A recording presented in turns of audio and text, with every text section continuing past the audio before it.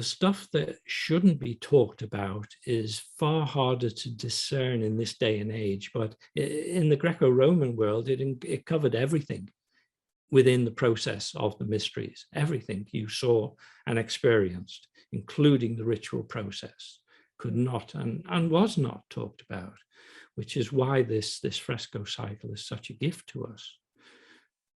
You know, it's all of a sudden cast a light on something that was known about by generations of people for at least 1,000 years and never spoken about. Such was the awe and respect that the tradition was held.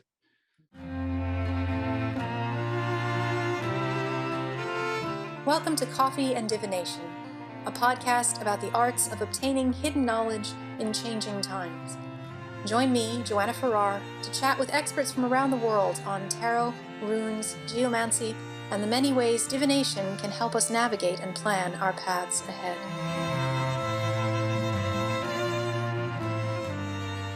Thank you for listening and for joining us here today on Coffee and Divination. It is my honor to be introducing once again our returning guest, Peter Mark Adams. He is as those of you all who have already heard his other interview with me earlier on the podcast, and of course from his enormous amounts of work, he is an author who specializes in the ethnography of ritual, sacred landscapes, esotericism, and healing. His works have been published by Inner Traditions and Scarlet Imprint and include The Game of Saturn and Mysti, Dancing Out the Mysteries of Dionysus. And it is that second title, the Mysti book, that we will be discussing in more detail here today. The Dionysian-themed frescoes of Pompeii's Villa of the Mysteries, as it is called, constitute the single most important theurgical narrative to have survived into our modern Western esoteric traditions. And the frescoes, which have recently been restored, offer a glimpse into the unbroken traditions of Bacchic mystery rites on the Italian peninsula, stretching back well to the 5th century BCE. It is one of really very few examples in such detail that has come to us, and it is gorgeously vivid, and the imagery gives us some important clues to ritual activities of the cults of Dionysus and members of those groups which conducted them. So it is my honor and pleasure to have you back on, Peter, and I am so excited for this conversation today. Yeah, me too. Thank you for inviting me. It's a delight to be here. So as we dive into this, I wanted to first just kind of put a little context around this, and I wanted to invite you to just tell us a little bit of how you came first to the research and the interest in pursuing this matter and into looking into the murals of this Villa of the Mysteries. How did you come to it? Yeah, I mean, I always find these types of questions the most difficult to answer because part of them is kind of occluded to myself as a researcher. You know, so my first exposure to them was decades ago, and they've been on the periphery of my awareness ever since. So, you know, something like, you know, half a century. And that's bizarre in itself. The only detailed account that I could find of these frescoes was the women's Dionysian initiation, written by a very famous member of Carl Jung's circle. And of course, it framed the entire fresco cycle in terms of a process of individuation. So it's really a psychologist's look at the imagery. I was never quite satisfied with that because it seemed to miss out important facets of the esoteric worldview that were suggested to me looking at the frescoes, even though I couldn't articulate them. So the thing has been kind of hanging around for a long, long time and kind of stewing in the background. But it's only in recent years have I assembled enough background information, comparative ethnography, personal experience, to begin to put the frescoes into what I see as their correct order. And really the fruit of that is Mysti. I wrote it in a blaze in about 6 months, which when you compare it to the Game of Saturn, which was like 3 years of hours and hours each day, continuously 7 days a week, a very Saturnian task way. The Dionysian book just like flew out in 6 months, and I was in the complete form that you see today. Virtually no editing, from my point of view. I'd said everything that needed saying. And the book came out in association with a dream vision of the deity. Because very often when I write these books, there's a very strong kind of phenomenology of presence, of participation. And in the case of Misty, it was an intense and vivid dream of the deity in the goat form, of a black goat. But I can't begin to put into words the incredible sense of beauty accompanying this vision. And the sense of frailty and strength commingled, so that, it's kind of a resurgent spirit that plunges into death and back out of it again. So as these three components that I took away from that particular dream episode and began writing, as I say, the book kind of just wrote itself I was done in 6 months, which is incredibly fast in anyone's terms, probably. So that's a little bit about the genesis of the project and the book itself. Really, just it's one of those cases where you're enthralled by a particular artwork, and finally you resolve, if anything's going to be written about this, I better do it myself, because I'm so dissatisfied with everything I'm seeing around me in relationship to it. So if you want a job done, you better get on and do it yourself, kind of philosophy informed. Yeah.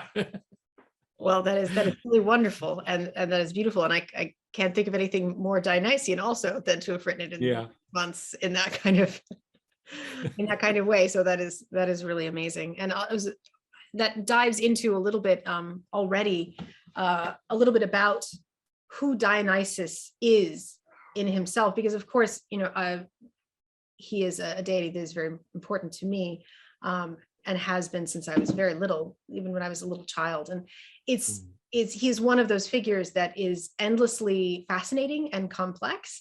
And as I was thinking about how we were going to have this interview, I was thinking how it's important for us to, I think, at the very outset, try to introduce the God that some of this discussion is all going to revolve around. And that's very difficult to do with someone as complex. And so I wanted to ask you, if you could, to someone who didn't know anything about his myths, how would you describe Dionysus? What would you tell someone if it was like a cocktail party type of introduction? Okay, it very much follows on the vision that I had in the dream. I would have to say to somebody that it is that generative,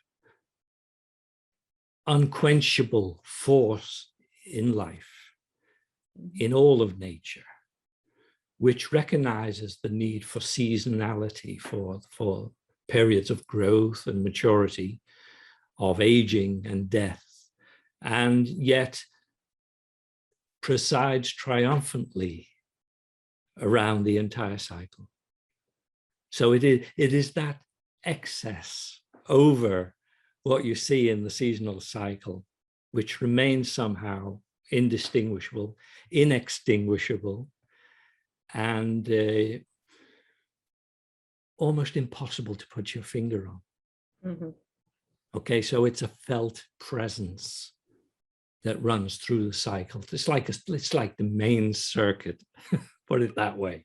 Yeah. It charges and runs so many different things which come and go, but which in itself remains that inextinguishable spark of life. And I think the importance of the mysteries, therefore, is that it addresses the issue of decay and death in a very fundamental way. I mean, during spring and summer, nobody gives a damn. But when you hit the autumn periods in life of illness and death, it's so important to understand that these are temporary phases in a much larger cycle in which we're all circling. Okay. So he also presides over the loss of this lower identity, the persona. And during the course of the lives, it's over 7 years, we all change, we all become different people. We become different people to our partners and our friends and everyone. So that kind of smaller death is something that, Dionysian understanding, Orphic understanding is perhaps a better way of putting it, points us towards a larger dimension of self.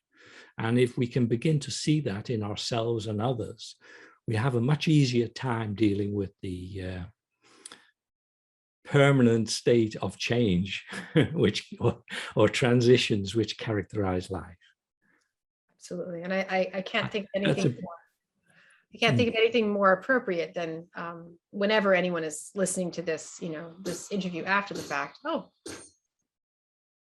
my God. Speaking of time, it is autumn at the moment while we were having this conversation, and that's just the magic of how it worked out that we were going to have this conversation right now in autumn. And as you say, it is that autumn that has some very deep connection that can't be put directly into words with the undercurrent of what he is, which is, I think, beautiful, and beautiful how you described it. Before we go further in the discussion, though, I also think that for those people who have not already read Mistai, since we're going to go beyond obviously what's in this book, and we're going to talk more about his connections to divination and to prophecy and knowledge and things of that nature in a number of different forms. But since we are also going to talk about the book, can you just describe in brief, in whatever way you'd like, the Villa of the Mysteries, as I think I said in my introduction, it has these frescoes that depict very vividly ritual scenes. Can you just tell us in a little bit about the villa and what those rooms are, and who may have owned it, and what those groups were that were using those rooms or taking part in rituals in those rooms? Yeah, the region of Italy, Campania, is south of Rome, and it's really the area from Naples inland. It's a very rich and beautiful area, and even today people want to own villas in Campania. So it was very much like that for the Romans when during the social wars, in which they attempted to put down a large-scale revolt in the south of Italy by allied peoples who were after full rights. There was a very serious set of battles and destruction of cities and villages and so on. In the aftermath of this, the uprising was successful. The people were given near citizenship rights, and it also led to a large influx of Roman veterans being settled in the area, so that the ancient civilization of southern Italy had been largely Greek on its coast, and on the interior spoke a variety of languages, Oscan, Samnite, and so on. So you had a very mixed culture there, but the predominant or most dominant culture was, of course, Greek, and traded and brought in the vast amount of Greek cultural heritage there. So we see the earliest occurrence of the Dionysian rites, the Orphic rites, in the 7th and 8th centuries BCE. So that is 700 to 800 years before the Romans were, let's say, assimilated to that culture. I say that because, of course, the Romans were dominant, but still culturally, they were very much assimilated to the local culture. And in Pompeii, more than any other place, all of these different cultures overlapped and blended with each other. So Pompeii, as a major town, became a center of Roman occupation. There were a large number of legionnaires retired in the city and around it, which caused a lot of tension. And the actual administration of the city fell to the family who had effectively put down the social war revolt, which is the family of Lucius Cornelius Sulla, a very conservative Roman patrician, but one steeped in Eastern culture. So he was a great admirer of all aspects of Hellenistic culture. And the villa itself is on the edge of Pompeii. It's not actually in the city. It's just on the edge of the ancient city. Something like 3,000 square meters, 60 plus rooms, divided out into a number of suites. So we're talking, when we say a villa, we're talking about something which I don't live in a 3,000 square meter, overlooking the Bay of Naples. So this was some very, very prominent Roman family, and possibly direct descendants of Sulla himself were living there. So some people have also suggested it could have been Livia, a fairly significant figure in Roman history. Mm-hmm. So we're talking about the elite of the elite. When we come to consider the villa, its occupants, who we don't actually know who they were fabulously wealthy. They were immensely powerful, and they were significant players in Roman history. We can fairly sure of all of those facts. Now, when I said that the villa is laid out in terms of 4 major suites of rooms, in Roman domestic architecture, the front of the house was semi-public, in as much as the clientele would all come to the front of the house each morning to pay their respects and ask for favors. So that as you move back into the house, it becomes increasingly private. And the 2 rooms that contain the fresco cycle are at the extreme back of the house. They're literally the furthest away from the public areas that it is possible to be. Mm-hmm. So even within a suite at the back of the house, these 2 rooms are at the back of that suite. So they're in the most restrictive space imaginable. It would be impossible for anyone to access that portion of the villa without a direct invitation. Mm-hmm. Okay, so it's important to know that, because the frescoes are perhaps the grandest statement of ritual activity in the entire repertoire of Roman fresco art. But the fact that they were in such a secret place means that they were not there for public display. Absolutely. And enormous amount of money was spent on this fresco cycle. The richest materials, the finest artists were brought there to execute it. And those artists had to be initiates, simply because what they were about to portray would not be seen otherwise, by anyone. So you had to be an initiate to be able to execute the artwork. And it is absolutely incredible, with Vesuvius in the background, that an esoteric ritual process was somehow preserved when the volcano exploded in 79 and covered everything in several meters of red hot dust. And the pyroclastic flow from the Vesuvius must have been moving at hundreds of miles an hour at incredible temperature. But somehow this cycle is more or less perfectly intact. And that's, that's what makes it so incredible as a source of an esoteric mystery initiation.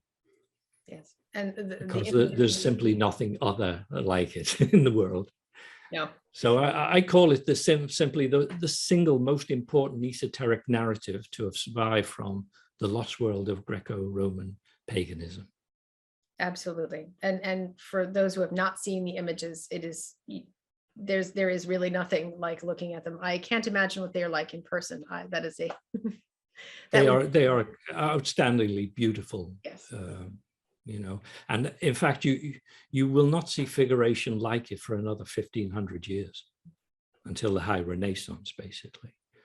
Mm-hmm. And that's what is so astounding, that such a high level of culture and civilization, technical skill, was achieved at that period and then disappeared from Europe for the next 1500 years. You know, say something like Raphael or Michelangelo, before you see figuration on this scale, this beauty, this intricacy. Yeah, in and its conceptualization. the quality of the gaze that you talk about in the book, the ways in which the figures are positioned, just the quality of the power, the evocative power of the faces and the figures themselves is really unlike anything I've seen before. I'm in complete agreement. Absolutely. So when I realized that the frescoes had been restored with laser, you know, I knew that the time was ripe for this. You know, I don't know of another book apart from Mysti that has, you know, set out to recover the full fresco cycle and then to go through it systematically, step by step. I want to say this right up front. It would not have been possible for me to recover the meaning of the cycle in this level of depth and detail without the work of the women scholars. And one book in particular, the Portrait of a Priestess, Barton's book. It's a very expensive book, but it is absolutely definitive in this area. And the other one is the recovery of the hairstyling of a priestess, senikrine. This it's not even been written about. It only exists on the internet as a YouTube archaeological recovery of that styling. So without this attention to the detail of hairstyling and dress, the actual clothing and how it's worn, it's not possible to read the frescoes. Yes, yeah. Okay. That discussion of the hairstyles, I had not seen anything, never read anything about that before. So it's interesting. I thought it was just something I had missed in other books, but I see, no, it is not something. It's just like not been done. And yeah. And that is the Portrait of a Priestess book. I will include that as a reference in the show notes for those who are curious about that book. If you can find it at your local library, I highly encourage reading it. But it is a little bit difficult to find. It's an expensive book, but it's definitive. You know, it's beautifully written book. So there's a number of different directions just in talking about the murals that I wanted to go in. But the first thing I feel like before we go any further, I want to make very clear an important point, which you make beautifully in the book, and some of our listeners may be more aware of than others. But can you explain just briefly, what is the difference between a rite of passage and a rite of an initiation rite? Because sometimes in our modern culture, we'll interchange them or talk about them as if they were the same, and they are not. I think in early ethnography, the rite of passage was kind of the default position for any ritual process that had a social dimension. And in fact, I think in the 60s, Mircea Eliade had posited the notion of higher rites of initiation. But nobody had ever picked up on this, as far as I could see. And nobody had assimilated the fact that, you know, ethnographically, there is a set of higher rites of initiation across many different cultures, and they are still practiced today. So they stand in sharp contrast to rites of passage, which are the mechanism within a society for transitioning people from childhood to adulthood, from girl to, you know, woman, and from boy to man. So rites of passage are compulsory. Everyone has to go through them. There's no exception. They may, in some cases, involve fairly harsh treatment. But having come through them, the person's social status is changed forever, irreversibly. Now, they stand in sharp contrast to the higher rites of initiation, which are only ever partaken of by a tiny minority of people. I would say less than 10% in any group. They do not incur any change in social status as a result of having partaken of them. There's no advantage, so to speak, to be gained from them socially, culturally. So they appeal to that in us that seeks some higher level of meaning. And it's that to which they're attuned. So I say they're not everyone's cup of tea. They almost invariably involve a confrontation or a participation in the numinous. Okay, so what I mean by that is that they confront the issue of the limitations of the persona in its social navigation of life, and suggest that there is a higher sense of selfhood that can be accessed and understood. And they seek to allow the person to make that transition for themselves, irrespective of the society's needs, to make that transition to a higher level of meaning and a higher ethical status for themselves. Although the people who underwent these rites did say that they were essential to civilization itself, but in a sense, that was a secondary gain. The primary gain was to overcome the limitations of the persona and enter onto a higher level of selfhood.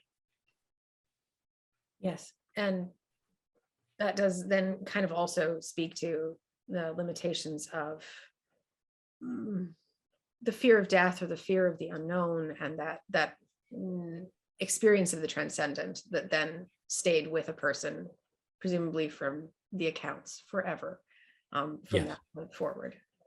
Absolutely. So, yeah. I think we can say up front as well, Joanna, that the nature of this experience in the modern context is not a fearful one. But in the way in which the rites were conducted in the Greco-Roman world, panic and fear were a normal part of it.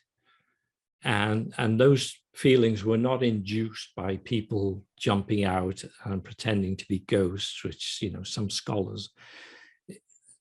The feelings were induced by the intensity of the ritual process. Mm-hmm. Okay, so the ritual space itself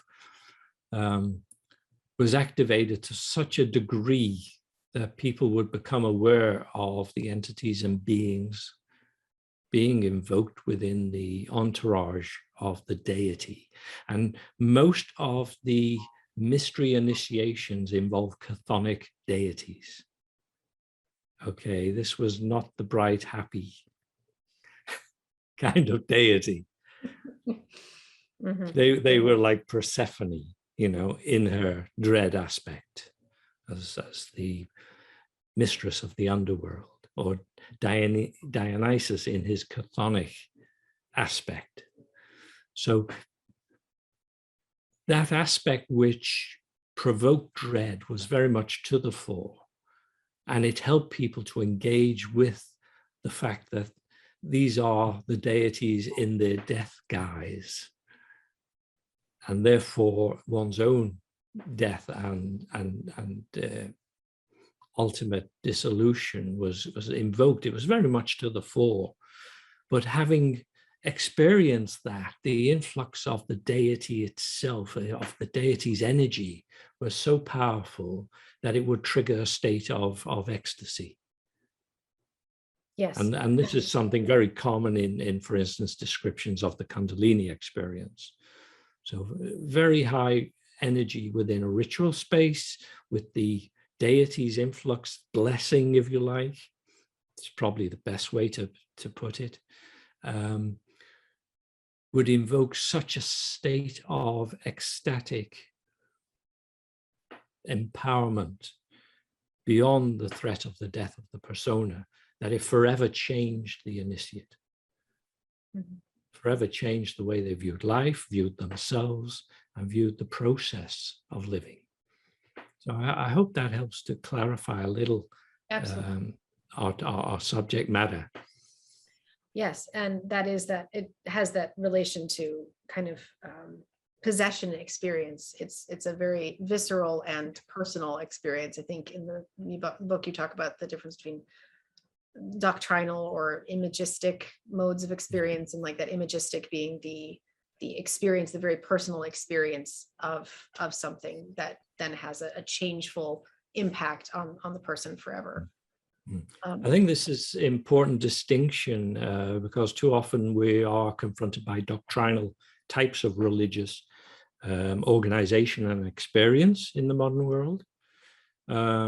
We tend to lose sight of the imagistic, the personal, the experiential and intense, but fairly infrequent confrontation with the numinous. And so all the mystery cults were very much on that side of the spectrum, let's say. They had little to say about doctrine, even in the great sanctuaries where you had permanent priesthoods and strong connections to the civic center and festivals. Even in those contexts, the mysteries were carried out in an imagistic way. Nobody was there to tell you how you should experience it. And however you did experience it was the way you should. So there was not a doctrinal overlay, so to speak, even in the most hierarchical of sanctuaries. And that even more so in the case where the initiation is taking place with a traveling initiator, somebody brought in to do it. There's even less doctrinal overlay on the process. And that really clarifies or provides one rationale for why they went to the expense and trouble of painting the ritual process in these rooms. Because, of course, the danger of an imagistic approach to spirituality is that it can be lost. If there's no residue of doctrine and continuity, there's a need for a theater of memory. And I believe that looking at the frescoes from a daylight perspective, it was important that they conveyed and continue to convey to this day sufficient information for us to understand the ritual process and the experiences likely to arise during the course of it. And I think, they anchored that imagistic, that phenomenal, that fleeting spiritual experience. They anchored it to a depiction that allows us to recover the ritual process. Yeah, and I think that's really important to bring up because, like you said, it's imagistic. It's a personal experience. It's that fleeting moment of this transcendent knowledge of something, but it did have a language that was then continuous and known by other initiates there, and that gets to what was actually painted on those murals and what those symbols conveyed to people, because without that, then it could either be lost through generations or simply not have any theater of memory for even the people themselves to remember or be able to appropriately pass that on to others. So I think that's something I think is interesting to point out, because also sometimes in modern, the assumptions about stuff that is related to Dionysus was so wild, and it's just like, these images of people just being drunk and, reveling, and well, sure, there is that ecstatic madness. There's also a continuous tradition within it that is that through line that is, I think, sometimes lost in the discourse when people think about that. I think the actual mystery initiation was fairly sedate. And we'll come to the reason. The reason I have for that is the musical instruments that appear in the frescoes. They are not the raucous sounding ones. They're not the reeded instruments like the aulus, which is characteristic of all the festivals and the drunken symposium. You see the aulus is always there. It's a brazen sound because of the reed, the vibration of the two reeds, but that doesn't appear in the fresco cycle. And that's a huge key to the nature of the music that would have been employed as they danced the mysteries out. I'd like to add one other thing to this notion of the theater of memory. That concept works when the frescoes are well illuminated. But the actual initiation would have taken place at night with torchlight. And that fresco cycle, which contains almost life-size figures, would have been animated in quite a different way, with flickering torchlight and incense and movement, so that it would have almost have seemed as though the physical action within the room was being reflected on a higher plane around the participants. Mm-hmm. As it caught the flash of their eyeballs, or of the different colors in the frescoes, because they're incredibly vividly painted, has to be said. I can't imagine the effect of seeing them in candlelight and torchlight. Yeah. So that would have brought another dimension to the performance of the mysteries in that small room. Mm-hmm. 7 meters by 5 meters, by the way, in case anyone is wondering. Not a huge room, mm-hmm. but big enough for half a dozen people at least to enact the ritual process, I would think. So yeah, so it's a much smaller and more intimate space, which would mean like fewer people there participating and leading the ritual, as opposed to like rites at Eleusis or Samothrace or other places where you have these giant halls with hundreds, or even thousands. I think 7,000 were in the Eleusis initiatory hall. It was finally expanded to that kind of size. So you've touched on a little bit of what the murals look like, and I think if we're gonna talk about the ways in which that knowledge was sort of like brought about in terms of people's experience of it going through the rituals, and then what we can sort of ascertain by looking at it after the fact, it would be good to give people just a little bit of a taste. Like you said, the figures themselves, it is a small room, and yet the figures themselves are lifelike or larger than lifelike.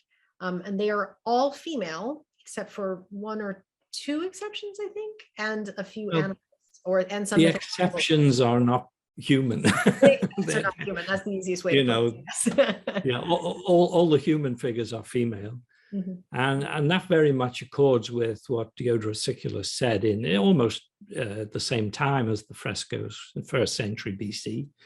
He said, that during the festivities, the married women would go aside to perform the mysteries as maenads, he said, so they were.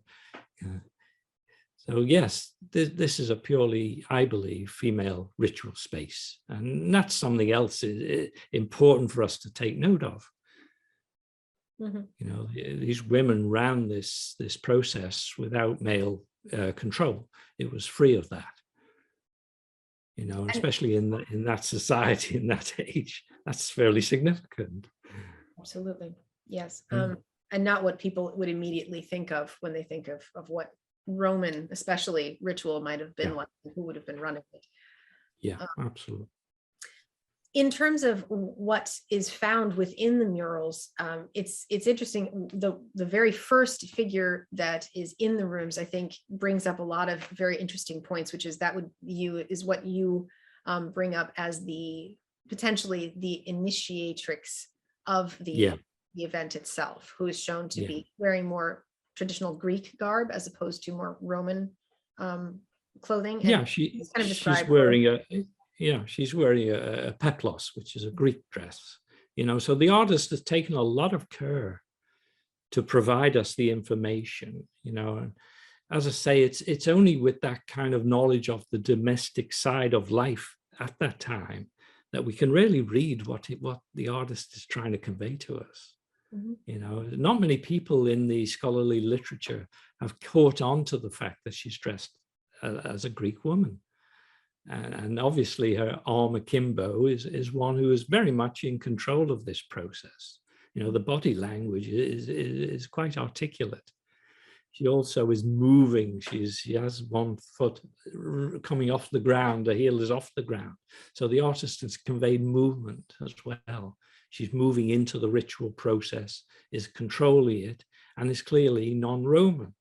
That said, he's given her a gesture with the veil, which is a distinctly the gesture of a Roman priestess, the pudicita, holding the veil with one hand, Mm-hmm. So in that way, he's conveyed to a Roman audience the fact that this woman is a priestess. Mm-hmm. So we can only read this at this level of detail now because of the accumulation of domestic information about the priesthood in Greco-Roman times. There's another book, by the way, A Place at the Altar, which kind of complements the other book, but it's for the Roman side of the priesthood, or priestesses rather. Mm-hmm. So putting the two together, you can begin to read the fresco cycle in a far more accurate way. Mm-hmm. And we won't go through each panel in detail because, well, it would be an amazing discussion, but people should read it. They should simply go through what you have said. But to touch on, I think what some of the important points are is that the fresco cycle then is tracing out the initiation experience of a young woman, a young married woman, as you pointed out, because they would be married when they were taking part in these rites. But tracing out that experience in symbolic language in a very beautiful, beautiful way. And just to loosely give us an idea, there's this experience of the young woman, and at the center of the room, well, not the center of the room, but the center of the series of frescoes themselves is the figure of Dionysus and Ariadne. And that takes up a very central and important location because obviously it is of Dionysus, but also of Ariadne, and the importance of her, I think, is really important to understand in looking at these frescoes, and also the fact that it was, as you said, a female only ritual, and her role as sort of like the proto-initiate, the very first initiate of this. And it's a little bit more than that as well. And I was wondering if you could talk a little bit about Ariadne's role in this, because I feel like this is a really interesting, I was about to say it without realizing the pun, a very interesting thread to follow. Yeah, right. There you go. That is exactly the point, Joanna. The domestic, say, imagery of Dionysus and Ariadne is almost identical to what's painted on the wall. Mm-hmm. I mean, they're in the same posture, you can hardly tell them apart, but the subtle changes to the standard imagery are very telling in this fresco cycle. And in particular, Ariadne has been given a skein to hold. Now, unfortunately, the upper part of her body is missing. The volcano has got rid of that. I don't know whether she would still be looking tenderly at Dionysus or straight out into the hall. Mm-hmm. But the fact that she's holding a skein, whereas in the domestic image of her left shoulder is leaning into Dionysus. But for her hand to be in the center of her body, it means her shoulder must be back. Mm-hmm. It's less likely that she is kind of craning over him. And it's quite possible, therefore, she's looking directly out into the room, which is a far more, because when you give her a skein to hold, she ceases to be the Ariadne who was abandoned and ready to commit suicide on an island, abandoned by Theseus. She becomes the guide to the labyrinth, which is a whole other figure. Of course, it's an ancient Bronze Age goddess. And in as much as she had the thread for Theseus to find his way into and out of the labyrinth, means that she had control over the process of life itself. Okay, because the labyrinth, certainly in Plato, comes to represent the complexity of life. And you don't get lost in it, you keep coming out where you went in. It's a different conception than perhaps most of us have. You keep coming back to the entrance of the labyrinth. And it's only Ariadne who can guide you out of that. So this is her role as proto-Mystè. She's showing a way out of incarnational existence. And this is a far more powerful understanding of her than the domestic figure. Okay, what her relationship to Dionysus does help to provide instruction in is the correct relationship to have to a deity in this particular mystery cycle. So it's a devotional one. Okay, and through that devotion, she's able to bring in that surge of Dionysian energy. So not thinking of him as a male god now, but as a fundamental energetic component of reality. She shows the way in which the aspirant, the devotee, can begin to tap into that energy and draw it down into themselves. Yes, and you point out that the labyrinth motif is possibly found within the mural itself as a part of, I forget which part, is it? Yes, on the very top. Very top, yeah. There's the meander pattern is there. Mhm. You know, so they've incorporated it in there. You know, when we say that the doctrinal element of this fresco is minimalistic, it's because it's not in a easily accessible form. It retains its symbolism and therefore its power. So it affects your awareness without you even being aware of it. Your eye catches the labyrinth, the meander figure, and it's significant in itself because, you know, we've seen it many times before. We know the stories that back it up, the myths, but there's not a doctrine being forced down our throat here. There's a suggestion of a set of possibilities, all of which point to a greater level of existential freedom.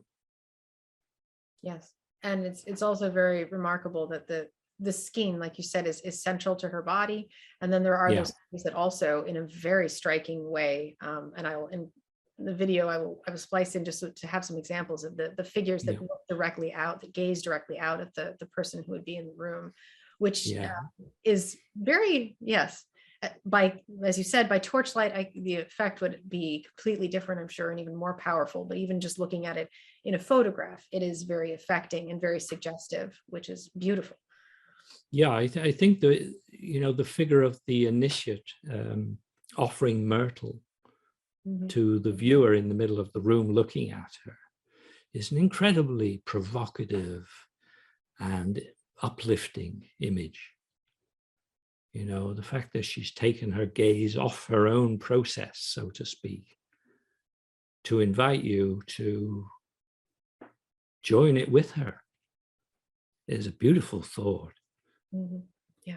You know, and she's clearly decked out to confront a Chthonian deity. She's carrying those honey cakes, for one thing. They're only there for one reason, is to buy off the Erinyes, the most, you know, dangerous, vengeful creatures imaginable. So she's carrying honey cakes to avert retributive justice as a symbol. And at the same time, turning to the middle of the room and saying, you know, here you are, join me. She's offering green myrtle, you know, everlasting life, in other words. It's a beautiful image. Yeah, it is absolutely beautiful. And I think that I would love to talk through every symbol in all of them. All of these, they all point to, as you were saying, it's suggestive. It isn't, none of it is forced down the throat of anyone who's looking at it. Yeah. And I imagine, even though for us, we have to do a lot more work to think ritually and think about the art in less of a, I think, naturalistic way, you mentioned it, versus the like ritual mindset of like looking at all these things and seeing what they represent on a deeper level, but it's still suggestive. It's not forced down the throat. However, it's also there as the theater of memory, you know, for after the fact. And also because there are certain things that I think a lot of people are aware that in the mystery traditions, you know, there were things that were forbidden, you know, that it was never written down. And that's why there's so much that we don't know because it was forbidden to speak of it. But there's also, it's not just the forbidden to speak of. I think there are two Greek terms. There's and I am not going to try the Greek. Yeah, okay. I'd rather you say, but what is forbidden to be spoken of, but also what is impossible to speak of. So it's that what you can speak of, but you shouldn't. And then there's things that are beyond words that you just can't. Yeah, the unspeakable, literally, the ineffable. So, No, I was just going to say, so in that sense, then that ties back to the murals in the sense that that's all of those symbols are pointing both to the things that it's forbidden to speak of, but it's also the things that could never be explained in any way besides possibly some of these images or the dancing out of the mysteries, as you mentioned, like the actual dance that was done, the music, and all those other ineffable ways that it was, and then of course, entheogens and other ways that that experience was created, but that's not something that could be spoken of. And I was wondering if you could just kind of just talk a little bit about that, because I think that will also kind of lead us into thinking about ways of knowing and how this connects to a little bit divination or what coming to ways of knowledge means. It's a very difficult topic because as you say, the mysteries begin when your ability to discursively bracket them fails. Okay, so the core experience is quite beyond anything that you can put in words. And we know this from contemporary higher rites of initiation. There's such a sense of joining with a metaphysical reality, which is quite beyond the limitations of embodied existence. In terms of its, of seeing many lives, for instance, that sense of having lived many times and of making connections to that. That's one dimension of it. The other dimension can be, for instance, the sudden awareness of the reality of higher order beings and of a higher order of ethical evolution. So, these are kind of things that are so easily missed in day-to-day life, where you're constantly drawn down into lower ethical issues, problems of the body persona, and its struggle for survival. And all of these concerns are kind of blown away with this higher order of being. So, that definitely comes within the scope of the ineffable. The stuff that shouldn't be talked about is far harder to discern in this day and age, but in the Greco-Roman world, it covered everything within the process of the mysteries. Everything you saw and experienced, including the ritual process, could not and was not talked about, which is why this fresco cycle is such a gift to us. It's all of a sudden cast a light on something that was known about by generations of people for at least 1,000 years and never spoken about. Such was the awe and respect that the tradition was held. So I don't know, I hope that answers some of it. Yeah. I think for me, the ineffable part is those components, that sudden awareness of higher order beings as a real, I've mentioned in another context, I think, an experience I had with Tom Kenyon.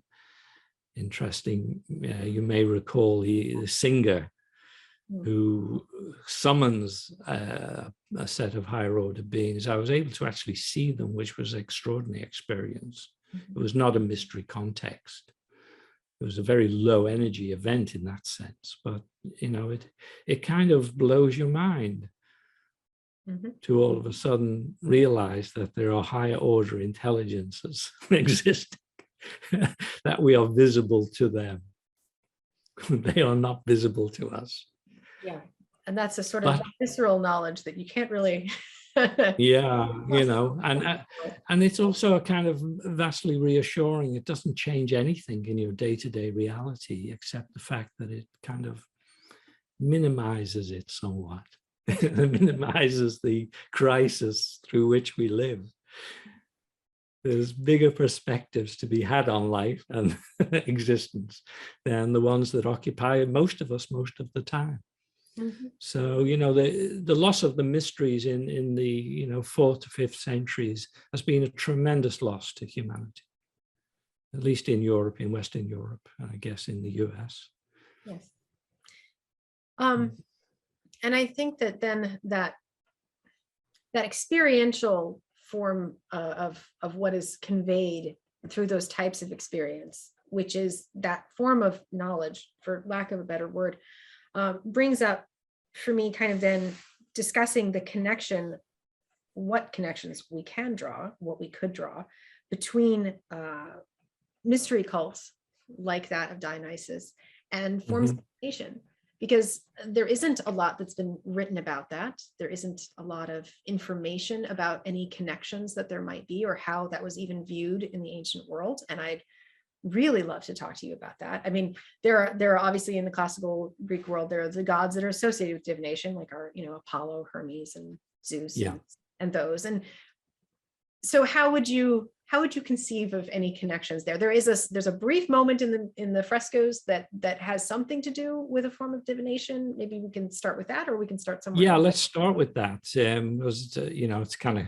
concrete kind of datum to get into a very very otherwise vaporous. So on the east wall of this room, as you mentioned, you have the commanding figures of Dionysus and Ariadne. And on either side of them, we have core ritual processes. And although the actual ritual process around the mysteries was very complicated, I mean, every aspect of dress, behavior was addressed in the lead up to the major rites. So you'd have an extensive regime of purifications, dedications, and so on going on. The core rites were two.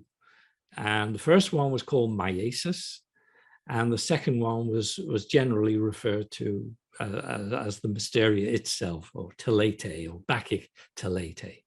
So the depiction of myesis in this fresco cycle is a depiction that we can easily translate as the Corybantic dance. Okay, now this is typically the dance around the initiate. That was the first occurrence of this in literature is actually in Apollonius Rhodos's Argonautica. And you may recall that when the Argonauts by mistake killed their host, the king of Cyzicus, they then in horror go to the top of the mountain, and they set up a zoenon to the goddess of the mountain. And then they take their armor and they dance a high-stepping dance around the zoenon, clashing the swords against the shields. So this was a cleansing ritual to drive away the dark spirits, the predatory entities. So it became a core of the deity's myth cycle, and it became a key part of in fact, a compulsory ritual activity for anybody who wanted to be initiated into the mysteries of a deity. They had to have this purification. And, so we see it depicted or alluded to in the fresco cycle. And as part of it, the figure is gazing into a deep bowl. And this is generally read or is interpreted as an act of divination. And is I'll try and pronounce this, it's never easy. Catopromancy or lecanomancy, divination by gazing at a reflection, either with some liquid in the bowl or into the bowl's surface itself. So the question arises as to why an act of divination should take place at this precise time in the ritual process. And there's not an answer to this, but it's one that we can perhaps begin to explore. I mean, some of the other interpretations of this gazing at a reflection are relevant here. We seem to be dealing with a very polysemic image. It kind of has different facets to it. One is that it relates directly to the myth of the deity himself, as Dionysus was killed by the Titans as he gazed into a mirror. So the substitution of the mirror for this bowl is significant, just as Ariadne's, the appearance of a skein in her hand changes her aspect completely. So the appearance of the bowl here is highly significant. It retains the notion of a reflection. So it sustains the myth. The mirror of Dionysus is of course reality itself. And as the soul gazes into the mirror of Dionysus, into the richness of incarnated existence, it gets pulled into a fresh incarnation. So it's precisely that the mystery process is enacted to allow the opportunity for the individual to transcend that compulsive reincarnation. Okay, that's an important part of Orphism, you know. So you may incarnate in an Orphic context, but it will be willed incarnation for a specific purpose. And that purpose is normally a spiritual service. Okay, so becoming aware of that when out of body after death is an important spiritual stepping stone. So you take incarnation. And there is an inclusion of a mirror later in the mural series. I think it's good to point out. It's not that, you know, it was just substituted in all places, because at the end there's a mirror that the figure is not staring into, kind of showing that there's been a change after the initiation. Again, it's one of those beautiful gestures in the cycle, isn't it? That as an accomplished initiate, she's having her hair dressed as a priestess, and she no longer gazes at the mirror. You know, she looks out straight out at you in the room itself again, you know. So again, this female gaze is a commanding aspect of the fresco cycle. It's totally unique. I don't know of it in any other. First of all, it's so human. It's not like some remote goddess gazing straight ahead. Okay, you know, this has that sense of personhood about it, and the challenge to whoever looks back at the fresco, ask, what are you doing? Which is the question we can all ask ourselves. Okay, so the second aspect of the bowl is that it looks, or has been interpreted as, a drinking bowl. It's being proffered by Silenus, the teacher of Dionysus, who was famously inebriated. But of course, his inebriation is spiritual. It's not drunkenness. Okay, so this notion of inebriation as a semeion of a change of awareness is also implicit in the introduction of the bowl at this point. So the change of awareness, the awareness of this attraction into incarnation as a motivation for undertaking the mystery initiation that's about to follow. And finally, I come to it, an act of divination, for which Silenus was famous. He was well known as a prophet. Okay, so the question I pitched myself was, what is the convergence between initiation, mystery initiation, and divination? How were these two perceived in the Greco-Roman world? So I'd like to cite three sources, if I could, that may help to throw some light on this. The first being Plato, who brings the mysteries and divination into a direct connection when he talks about the four kinds of divine madness or mania that are the gift of the gods, and from which everything that is worthwhile in life arises. Talks about prophetic mania, a mantic mania of Apollo, which is relevant in our context. He talks about telestic mania, which is the initiatory mania of Dionysus, which is about to happen in the next phase of the ritual process. But he also adds poetic mania under the control of the muses, which is all aspects of creative production. the muses, of course, cover all of the arts.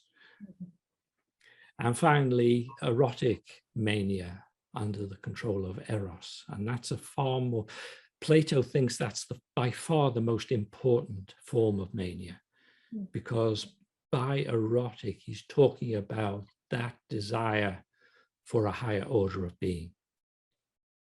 Okay, so that comes out very much in Plato's Symposium, wherein the priestess Diotima talks about the importance of that form of mania as a propulsion on the path of spiritual growth. That's absolutely critical. That particular passage in the Symposium underpinned a great deal of Renaissance art. You see it, for instance, in Botticelli's beautiful depiction of the seasons. The central figure there is a Diotima-like figure, and the desire that drives the seasonal changes in that painting is this movement towards a higher order of being. But anyway, that's another conversation. Let me not get sidetracked by that. Likewise, Porphyry uses mystery cult terminology when he talks about the nature of divination. This is a text, Philosophy from Oracles, it's called. And in the preface to that text, he talks about divination in terms of the mystery cult terminology that you were just alluding to, the ineffable and the secret. So he has, brought the two together almost indistinguishable from each other, which is interesting. And finally, there's an interesting quotation from the great master metaphysician Proclus. It's one of the most significant figures of Greco-Roman antiquity and of the tradition of Neoplatonism. And he said, he describes theurgy actually as a power higher than all human wisdom, because it embraces the blessings of divination and the purifying powers of initiation and all the operations of divine possession. So he brings all three together. So the common basis then here appears to be this notion of divine intervention. So I think we probably need to look at divination from two perspectives. One as the influx of divine power, which is kind of typical of prophetic divination. So that's what you would expect of the Pythia at Delphi, for instance, or at Claros and Didyma, the great oracular sites on the Anatolian coast. Now, in the case of Claros and Didyma, there is evidence, inscriptional evidence of the practice of miesis, which is the ritual process being shown in the fresco cycle here, where the bowl is inserted. So at those two prophetic sites or oracular sites, individuals underwent miesis. Not everyone, but certain individuals will undergo miesis, which is the ritual purification from spiritual pollution or miasma, and then we're able to get closer to the Pythia, to the prophetess. Okay, so there's kind of crossover there. The use of initiatic terminology and ritual process in connection with divination. Okay, and then when we come to the oracular site of Trophonius, in this case, this is an underground chamber, and the person who has a question goes into it themselves. And they're in there for like 2 nights in this underground chamber, and as they enter, they bear honey cakes. Now, we saw the honey cakes in the hands of the initiate in the fresco cycle, so clearly there are chthonic entities that need to be placated. And it was said of the people who underwent or had a question of the Oracle of Trophonius that they never laughed thereafter. So it was a heavy, but when they came out, they were seated on a throne and questioned by the priesthood to try and piece together what it was that they'd experienced in answer to the question they had when they went in. So interestingly, in this one case, we have a description of the actual phenomenology of the oracular process. And he describes how the sutures of his head parted and his soul was released from his body. So it's like, on the one hand, we have the Pythia type experience with the influx of the divine. And here in the Oracle of Trophonius, he actually goes out of body to find answers. Mm-hmm. So it's interesting. Both of these forms of divination are taking place using the ritual apparatus of the mysteries, at least the first phase, the myesis, first ritual process. So the question that still remains unanswered here is to what purpose is the divination being conducted in the mysteries of Dionysus prior to the main initiation, prior to the actual meeting and influx of the energy of the deity itself, having been cleansed and purified. There's a divination. To what purpose? There's no answer to that. And I don't know whether any thoughts come to your mind, Joanna, in that context. What would you want to know prior to going to meet the god? Well, I mean, there's always the more simple answer of just knowing whether the omens are right for an event to take place, you know, which was, that would be reassuring. Yeah, exactly. Of like the reassurance of is this an auspicious time and an auspicious day for this to happen? And if the omens are wrong, then no. But yeah, I think, but you would have think they would have dealt with this in the months leading up to. Yeah, exactly. So then the question becomes, since it would be more than that, because although for some things the omen, like, it had to be done very close to the timing of the actual event. So, okay.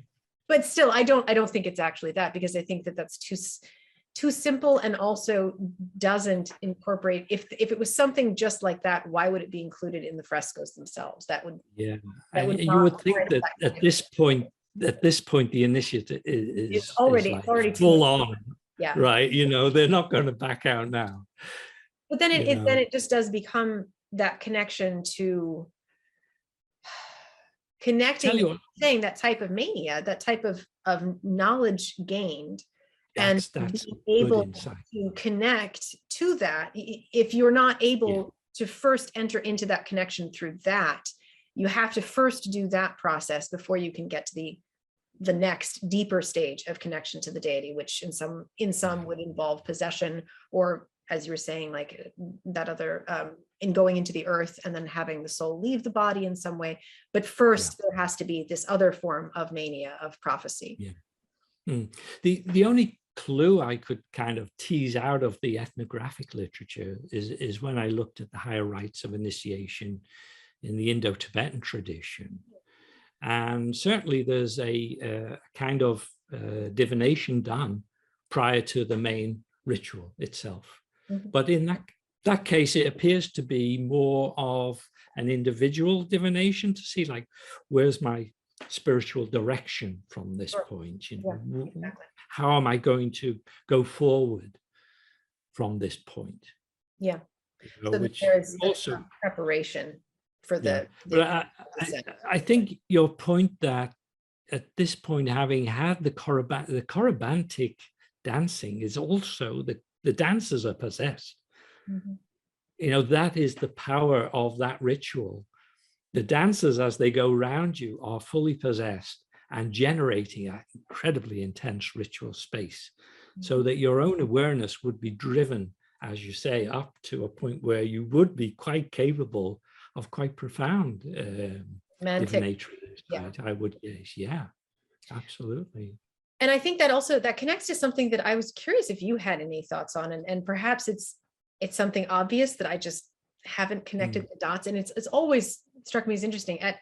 at Delphi, of course, as you were mentioning, the Pythia that would be, there and performing that work during the summer months, that was for Apollo. And then in the winter, it is, of Dionysus and of his priests and priestesses.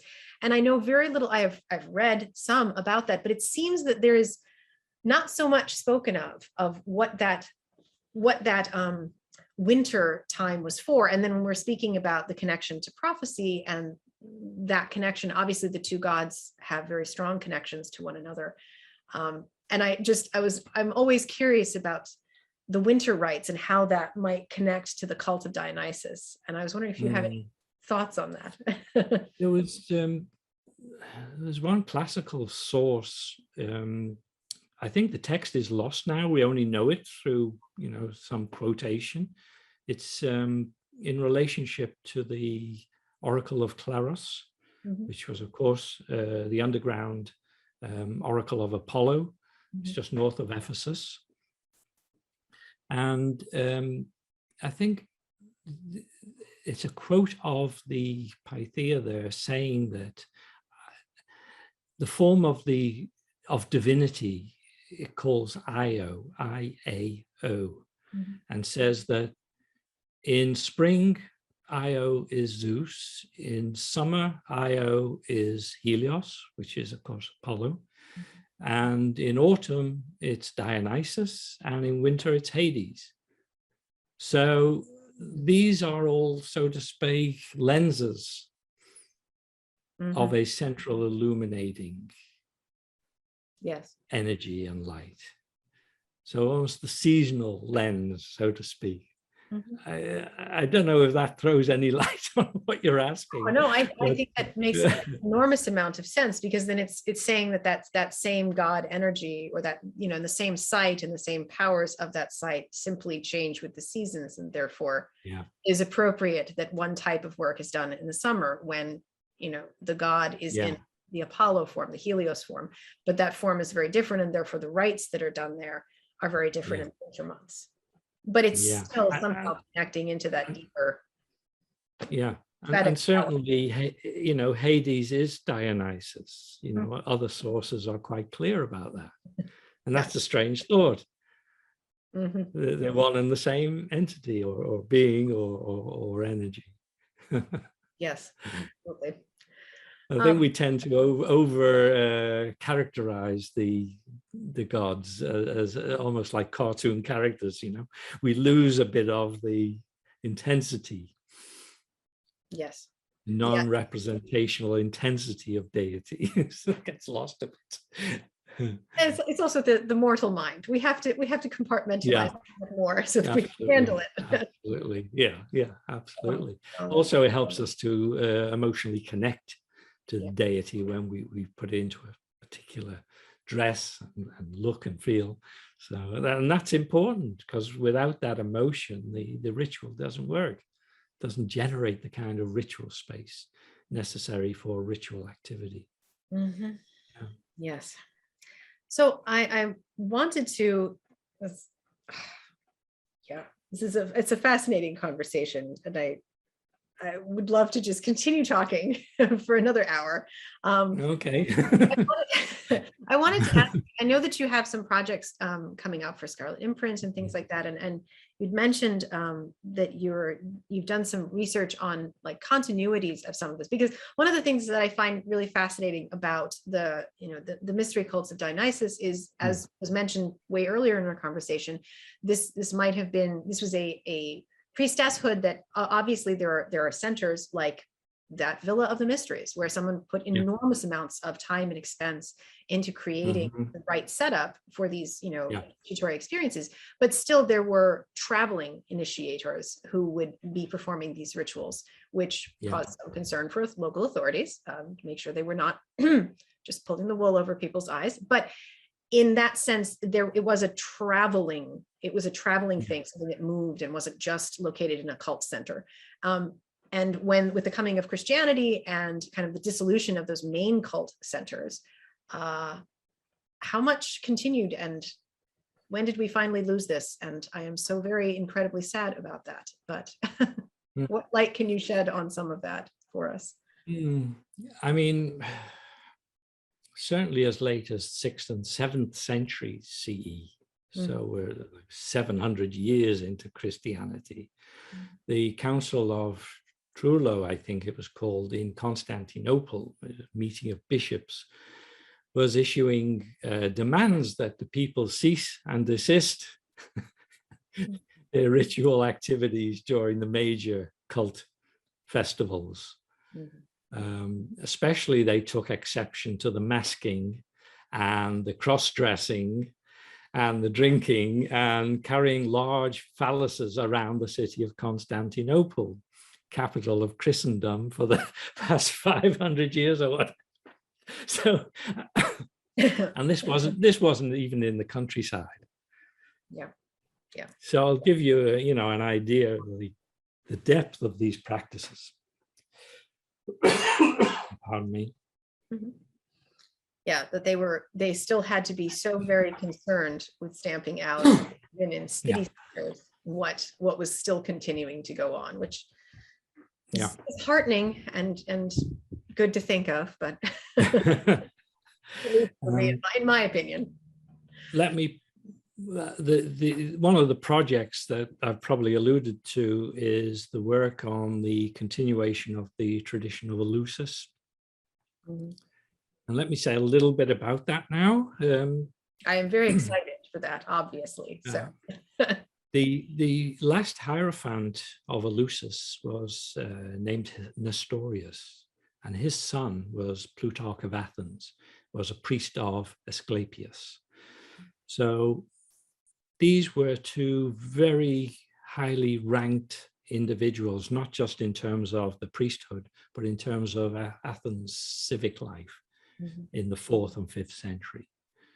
So the Emperor Theodosius had ordered the closure of the sanctuaries in the late 4th century, but it was only the catastrophic incursion of the so-called barbarian tribes, accompanied by monks who invaded Greece towards the end of the 4th century, and the monks destroyed physically the sanctuary of Eleusis.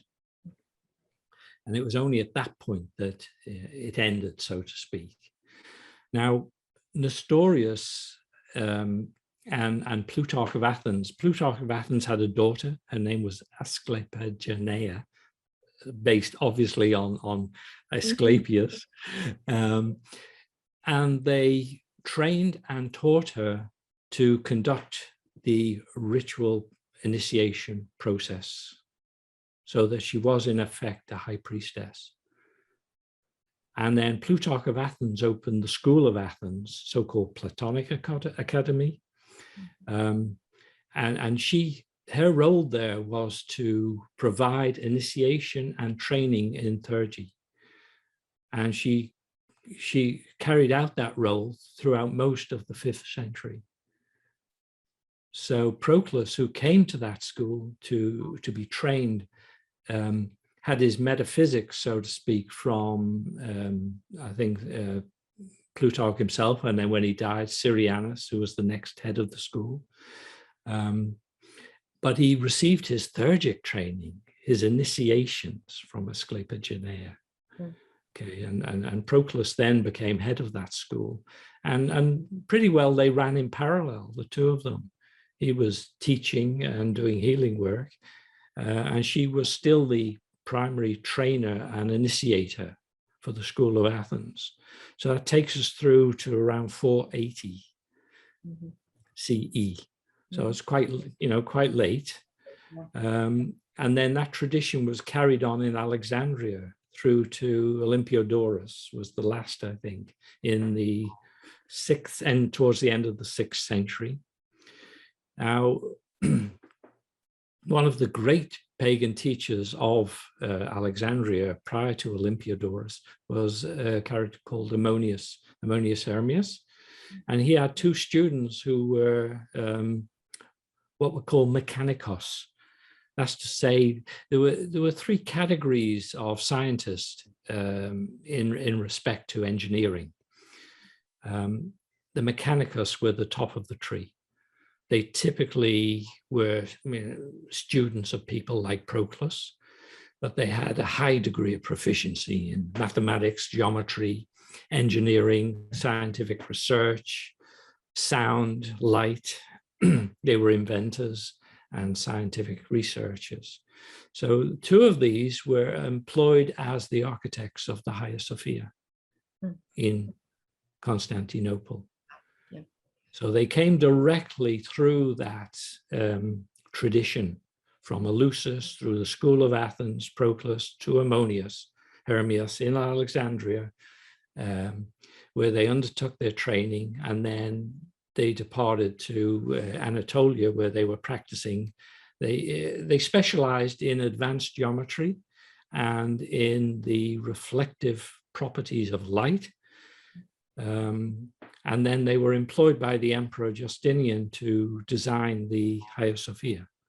And so I'm able to trace the lineage of this spiritual tradition and its metaphysics into the building itself. Wow. And that'll be the forthcoming work from Scarlet Imprint, hopefully this summer. Mm-hmm. So the metaphysics of that tradition are essentially captured within the building itself. And I think it's the first time this is going to be kind of revealed. It's the structural design, which follows roughly the process of geometrical progression of creation in Plato's Timaeus, which of course is an account of Pythagorean geometry. But the actual decorative design of the building itself is structured to represent the Hellenistic afterlife. So that the building, I mean, building has so many aspects of it in terms of the engineering of the flow of light through it, but also in terms of its acoustics. Yeah. It has a massive reverberation. And so basically the space was engineered to facilitate the ascent of the soul. Mm-hmm. So that's kind of, for me, the end point of the pagan tradition. Of course, after it was built, it was slowly filled up with Christian symbols, and its pagan origins and design have been occluded all these years. So but it's still there, present in the beginning, in its bones and how it was created, which is absolutely amazing to read more about and to kind of see that. That will be beautiful. So that's been the of the last I don't know, 6 months or so. That's been one of the major projects, getting that put to bed. And we'll start work on the editing of it early next year, and hopefully we'll see the production. I hope by summer. Fingers crossed. I'm very, very much looking forward to reading it and to then talking to you hopefully after that. And this all, I think it all does connect back, because it's all these ways that you know, knowledge is never lost. It can sometimes change its form, but it does wind its way back somehow. Yeah, so I think the metaphysics are rooted in human spiritual experience. So in that sense, it's ineradicable. And you know, when you kind of have a tradition that is not that is imagistic, the kind of hierarchical side of belief is put to one side, so that you're very much back in the business of yes, what is your experience? What disciplines and regimes of practice do you have to progress yourself?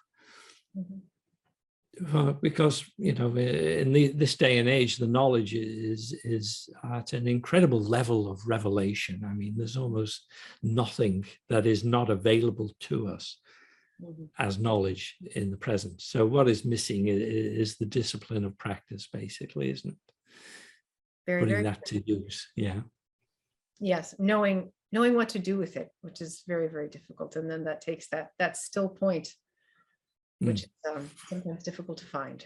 But I think reading this book and being able to sit with the images and being able to sit with what you've put together is a truly beautiful thing, and a very powerful and important thing, especially in a time where these conditions of initiation are needed more than ever, and being able to reflect on that, I think, is so important. So I'm so very glad that you did this and that you were inspired to do all that research and create this. And I am very thankful for it. All of my friends and my coven mates know how often I reference Miss Di. So I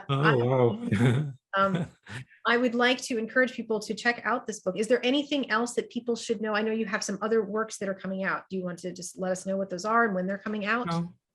Oh yeah, I mean, I have the Power of the Healing Field coming from Inner Traditions in January, and that essentially is a work pitch to the question, what is a model of consciousness, or what does a model of consciousness look like when it accommodates the most extraordinary cases of healing and spiritual encounter that we know? Okay, so that's what that, very much a bottom-up book rather than a top-down metaphysics. It's constructing a model of reality and consciousness from the experiences, especially the more extreme experiences that we've had in energy healing and in spiritual and meditative states. So that will come out from Inner Traditions in January. Very excited about that. It has some unique photography. I've been a Reiki practitioner for many, many years now. And on one occasion, I was able to photograph a group of newly made Reiki teachers. And the photography, actually, it was extraordinary because I took the group with a simple flash camera, and the flash came back into my eyes. So I took the shot again and again, and we have now 4 shots, one after the other, within a second of each other. And you can see the energy fields forming and then dissipating in that. That's extraordinary. I don't think that's been captured before. So that is in there. A number of very bizarre experiences are recounted there. It's all good, clean fun. I'm very much looking forward to that coming out, and I hope that helps a lot of people in their healing path. Yes, which I think is super important. I'm glad I got the opportunity to read a little early, so I can definitely say it is be wonderful when it comes out. So the other, may I add one more thing? The other thing I do is some reviews of literary poetry, which is purely pagan. And I guess everyone knows by now about Paralibrum. It's a site on which reviews of the community's literary works appear. So I've written a couple of reviews, and the latest one of Cobblestone Press, which is run by Richard Skelton and Autumn Richardson. And Richard's recent work, beautiful work, Stranger in the Mask of a Deer. I can't recommend that book highly enough to the pagan community. It's superb.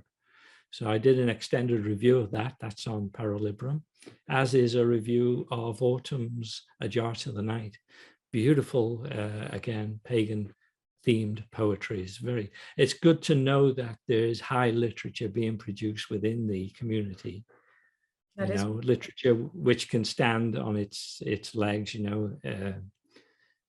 high literature, beautiful stuff. Yeah, it's good to know that is there as well.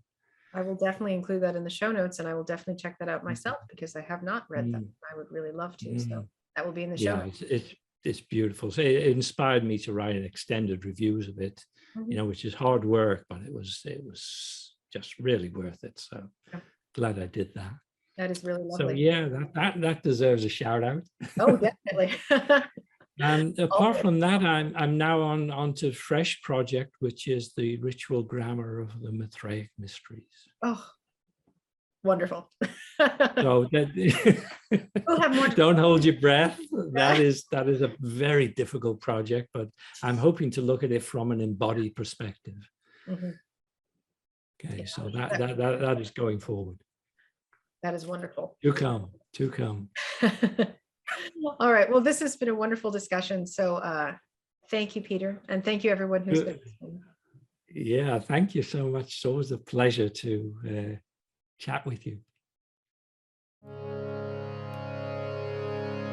Another fantastic interview with Peter, and I'm thankful to him for taking the time to come back on the show to discuss Mysti. In speaking together after we finished recording the interview, we talked more about the connections of mystery cults to divination and divination's place in intense and particularly in chthonic rituals. In my own coven's work together in our most private rituals, there are times when information can come through to myself or my fellow high priestess, Denise, in the times in the rituals where our connections to deity are at their strongest, and there is therefore more room for the strange and the ineffable to slip through in the cracks and the edges. Sometimes that takes the form of a kind of slipping down almost into a semi-possession, but then that's a term that's difficult to unpack and needs to be discussed in degrees anyway. But there are other more controlled forms of it that can occur as well. And it's important in all this to understand the very real, sometimes dangerous potency of these energies. And it's important to know that there are reasons why traditions and safety protocols, to give them another name, are in place for some rituals. Divination is, in whatever way you want to conceive of it or practice it, always at its heart some connection to the mysterious, to the divine, and to spirits. And it is natural that, of course, in these mystery cults and in what Peter has unearthed in those incredible murals, there are references to that connection and to the ways that deity slips through and gives information just in the ways and at the times that it is most crucial to have. As Peter points out, the loss of the mysteries of Dionysus and all the other mystery cults of the ancient world in Europe and the Mediterranean was a great loss for modern humanity. But I am incredibly grateful to Peter and other scholars and practitioners like him for what they are helping to bring through again into the modern world. And there is always more mystery out there. I will be linking to Mysti, if you don't already own a copy, as well as Peter's other publications and the other resources we spoke about during the interview, including the fantastic book, Portrait of a Priestess. As always, thank you for listening. Please subscribe to the podcast and leave us a 5-star review on Apple Podcasts if you enjoy what we're doing here. And check out our website at coffeeanddivination.com. Enjoy your journeys with divination, and I'll see you next time.